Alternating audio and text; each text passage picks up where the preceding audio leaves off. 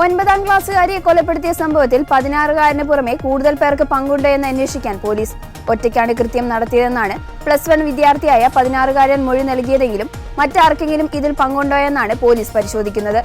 കാണാതായ 9ാം ക്ലാസ് വിദ്യാർത്ഥിനിയെ കഴിഞ്ഞ ദിവസമാണ് തൊടിയപ്പുലം പുള്ളിപ്പാടത്തെ റെയിൽവേ ട്രാക്കിനോട് ചേർന്ന കുറ്റിക്കാട്ടിൽ കൊല്ലപ്പെട്ട നിലയിൽ കണ്ടെത്തിയത്. വ്യാഴാഴ്ച സ്കൂളിലേക്ക് പോയ വിദ്യാർത്ഥിനി വൈകിട്ട് തിരിച്ചെത്തിയിരുന്നില്ല.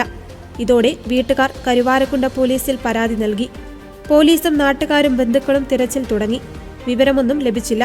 പെൺകുട്ടിയുടെ സുഹൃത്തായ 16-കാരനെ വ്യാഴാഴ്ച രാത്രി തന്നെ പോലീസ് ചോദ്യം ചെയ്തു. ഒന്നും അറിയില്ലെന്ന് പറഞ്ഞ ഇയാൾ വെള്ളിയാഴ്ച രാവിലത്തെ ചോദ്യം ചെയ്യലിൽ നൽകിയ വിവരത്തിൽ നിന്നാണ് 11:30 മൃതദേഹം കണ്ടെത്തിയത്. സ്കൂൾ യൂണിഫോമിലായിരുന്നു മൃതദേഹം. തോളിൽ സ്കൂൾ ബാഗും ഉണ്ടായിരുന്നു. കുട്ടിയുടെ കൈകൾ മുൻപിലേക്ക് കൂട്ടിക്കെട്ടിയ നിലയിലായിരുന്നു. വായിൽ തുണി തിരുകി കഴുത്തിൽ മുറിവേറ്റ നിലയിലുമായിരുന്നു. വ്യാഴാഴ്ച സ്കൂൾ ഗേറ്റ് വരെ വിദ്യാർത്ഥിനി എത്തിയത് CCTV ദൃശ്യത്തിലുണ്ട്.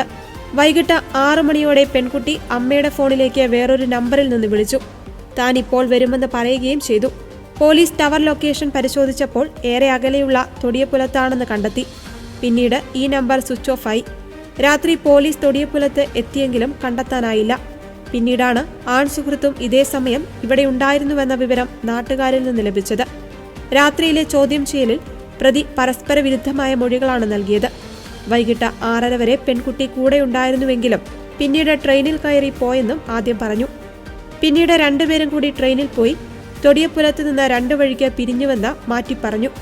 തൊടിയപ്പുലത്ത് നിന്ന് പെൺകുട്ടി മറ്റാരുടെയോ കൂടെ പോയെന്നും പിന്നീട് പറഞ്ഞു.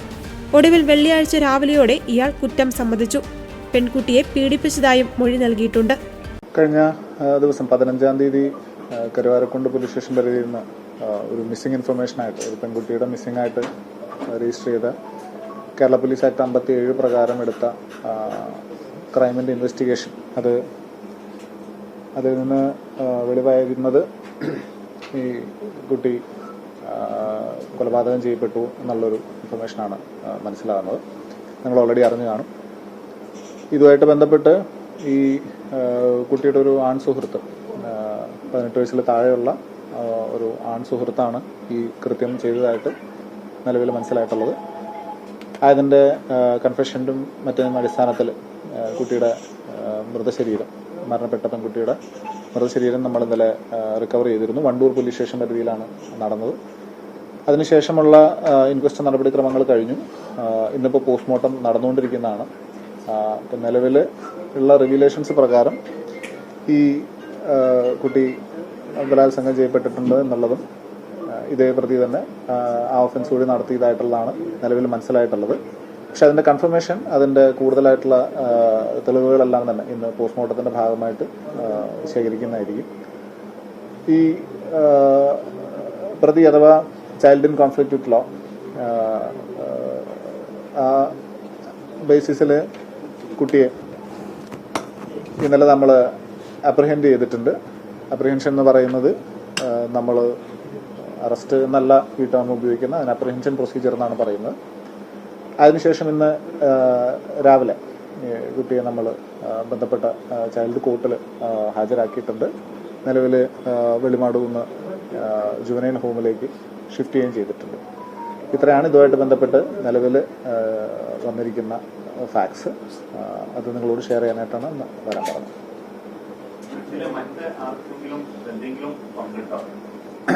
നിലവിലത്തെ അന്വേഷണത്തിനകത്ത് നമുക്ക് മറ്റൊരാൾക്ക് പങ്കുള്ളതായിട്ട് അറിയാനായിട്ട് കഴിഞ്ഞിട്ടില്ല. പക്ഷേ വിശദമായിട്ടുള്ള അന്വേഷണം, ഈ കുട്ടികളുടെ മൂവ്മെന്റ് വിവിധ ബസ്സുകളിലെല്ലാം കയറിയിട്ടാണ് ഈ പറഞ്ഞ കരുവാരക്കുണ്ടിൽ നിന്ന് വണ്ടൂർ വരേക്ക് എത്തിയതെന്നുള്ള പറയുന്നത്. അപ്പോൾ അതിന്റെ എല്ലാം CCTV വിഷ്വൽസ് അടക്കം ഇന്നിപ്പോൾ എൻ്റെ ടീം DYSP പെരിന്തൽമണ്ണയുടെ നേതൃത്വത്തിലുള്ള സ്പെഷ്യൽ ടീമാണ് അന്വേഷിക്കുന്നത്, ഡാൻസ് ഓഫ് അംഗങ്ങൾ ഉൾപ്പെടെ. അപ്പോൾ അവർ പരിശോധിച്ചുകൊണ്ടിരിക്കുകയാണ്. ഏതെങ്കിലും രീതിയിലൊരു തേർഡ് പേഴ്സൺ ഇതിലുണ്ടായിരുന്നു എന്നുള്ളത് വിശദമായിട്ട് തന്നെ നമ്മൾ അന്വേഷിക്കുന്നുണ്ട്. ഈ child in conflict with law നിയമവുമായി പൊരുത്തപ്പെടാത്ത കുട്ടി, അവന്റെ മൊബൈൽ ഫോൺ നമ്മൾ വിശദമായി പരിശോധിക്കുന്നുണ്ട്. CDR കളക്ട് ചെയ്ത് അത് പ്രകാരമുള്ള അന്വേഷണവും ആ സമയത്ത് അവർ വിളിച്ചിരുന്നതും അവനെ വിളിച്ചിരുന്നതായിട്ടുള്ള ആളുകളെല്ലാം നമ്മൾ വെരിഫൈ ചെയ്തുകൊണ്ടിരിക്കുകയാണ്. പക്ഷേ ഇപ്പോൾ ഈ മൊമെന്റ് വരേക്കും നമുക്ക് മറ്റൊരു ഇന്റർവെൻഷൻ ഉള്ളതായിട്ട് അറിയാൻ കഴിഞ്ഞിട്ടില്ല. പക്ഷെ അത് തീർച്ചയായിട്ടും വിശദമായിട്ട് തന്നെ പരിശോധിക്കും. ഇപ്പം നിലവിൽ മനസ്സിലായിരിക്കുന്നത് വെച്ചിട്ട് അയാളുടെ ഫോണിൽ നിന്ന് തന്നെയാണ് ഈ പെൺകുട്ടി അമ്മയെ തലേ ദിവസം വിളിച്ചതായിട്ട് അറിയിക്കുന്നത്. പ്രണയമായിട്ട് ബന്ധപ്പെട്ടിട്ടുള്ള ഒരു സ്വാരസ്യമാണ് നമുക്ക് പ്രാഥമികമായിട്ട് മനസ്സിലാവുന്നത്. പക്ഷെ എന്നിരിക്കലും മോട്ടീവ് എന്നുള്ളത് കുറച്ചുകൂടി ഡീറ്റെയിൽ ആയിട്ട് പോകേണ്ടതുണ്ട്. പിന്നെ നമ്മളുടെയും പരിമിതികൾ, കുട്ടിയായതുകൊണ്ട് തന്നെയുള്ള ക്വസ്റ്റ്യനിങ്ങിന്റെ പരിമിതികളും എല്ലാം ഉൾക്കൊണ്ടുകൊണ്ട് തന്നെ തീർച്ചയായിട്ടും കൂടുതലായിട്ട് അന്വേഷിക്കേണ്ടതുണ്ട് അതിനകത്തേക്ക്. വേറെ ഏതെങ്കിലും രീതിയിലുള്ള ഒരു മോട്ടീവ് അതിനകത്ത് ഉണ്ടായിരുന്നു എന്നുള്ളത് പ്രാഥമികമായിട്ട് ഈ പറഞ്ഞ കാര്യം തന്നെയാണ് മനസ്സിലാവുന്നത്. ഇന്നിപ്പോൾ പോസ്റ്റ്മോർട്ടം നടക്കുന്നേ ഉള്ളൂ. എന്തെങ്കിലും അങ്ങനെ ഒരു ഇൻഫർമേഷൻസ് ഉണ്ടെങ്കിൽ തീർച്ചയായിട്ടും നമ്മൾ പരിശോധിക്കേണ്ടിയിരിക്കുന്നു. മെഡിക്കൽ പരിശോധനയിൽ നിലവിൽ അങ്ങനെ വെളിവായിട്ട് കാണുന്നില്ല. തീർച്ചയായിട്ടും ആ ആംഗിളും കൂടി നമ്മൾ പരിശോധിക്കും.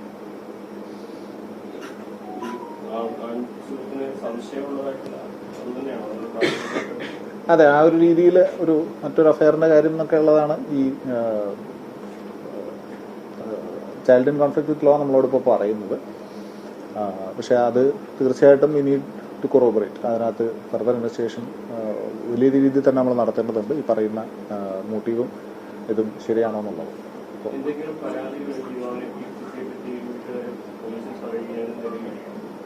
പോലീസിലൊരു പരാതി വന്നതായിട്ട് പറയുന്നുണ്ട്. അപ്പോൾ അതിന്റെ ഡീറ്റെയിൽസ് നമ്മൾ എടുത്തുകൊണ്ടിരിക്കുന്നതാണ്.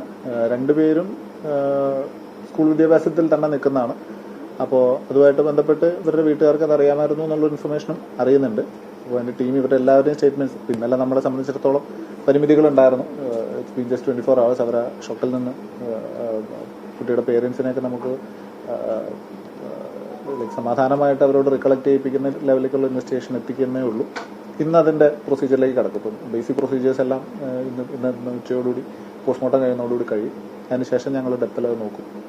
ഏതെങ്കിലും രീതിയിലുള്ളൊരു മറ്റൊരു സംഭവം ഉണ്ടെങ്കിൽ will go deep into that.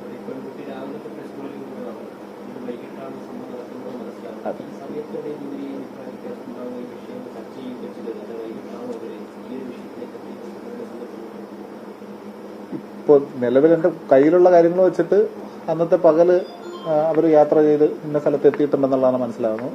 ഏകദേശം ഉച്ചയ്ക്ക് ശേഷം 4 മണി 3 മണിയോടുകൂടി അവിടെ എത്തി എന്നുള്ളതാണ് ഇപ്പം നിലവിലുള്ള തെളിവുകൾ വെച്ചിട്ടല്ല, മൊഴികൾ വെച്ചിട്ട് നമുക്ക് മനസ്സിലാവുന്നത്.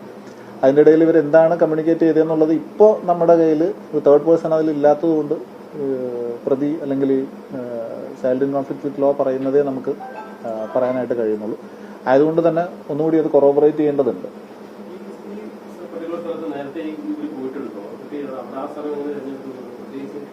അത് വീണ്ടും ഒന്ന് CDR വെച്ചിട്ട് നമ്മളത് പരിശോധിക്കാനായിട്ടാണ് ഇപ്പം ഇന്നലെ ഇൻസ്ട്രക്ഷൻ കൊടുത്തിരിക്കുന്നത്. അവിടെയും റെയിൽവേ സ്റ്റേഷനിലൊക്കെ ഇവരെ കണ്ടതായിട്ട് പറയുന്ന വ്യക്തികൾ ഉണ്ട്. പക്ഷെ ഇതിന് മുന്നേ ഇത് ഈ രീതിയിൽ കണ്ടിട്ടുണ്ടോ എന്നുള്ളത് നമ്മൾ നോക്കേണ്ടിയിരിക്കും. കുട്ടി യൂണിഫോമിലായിരുന്നില്ല പോയിരുന്നെന്നുള്ളതും പറയേണ്ടത്. അപ്പോൾ ഞാൻ CCTV വിഷ്വൽസ് കളക്ട് ചെയ്തതിനു ശേഷം may be will have A better understanding of എങ്ങനെയായിരുന്നു പോയെന്നുള്ളത്.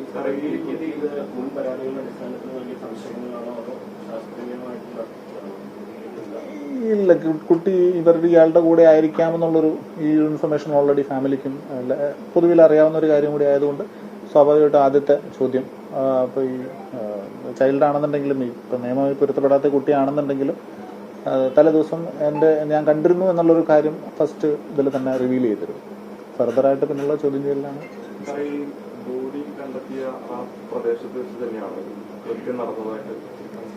ഇപ്പോഴുള്ള രീതിക്ക് നമുക്കതാണ് നമുക്ക് മനസ്സിലായിരിക്കുന്നത്. അവിടെ നിന്ന് തെളിവ് ശേഖരണം നമ്മൾ നടത്തിയിട്ടുണ്ട്. അത് കൺഫർമേറ്ററി ആക്കണമെന്നുണ്ടെങ്കിൽ അത് സ്കൂൾ ബാഗ് ഉൾപ്പെടെ കണ്ടെത്തിയിട്ടില്ലേ?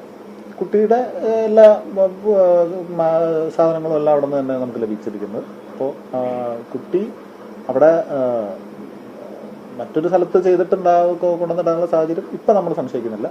സീൻ ഓഫ് കറൻസ് ആയിട്ട്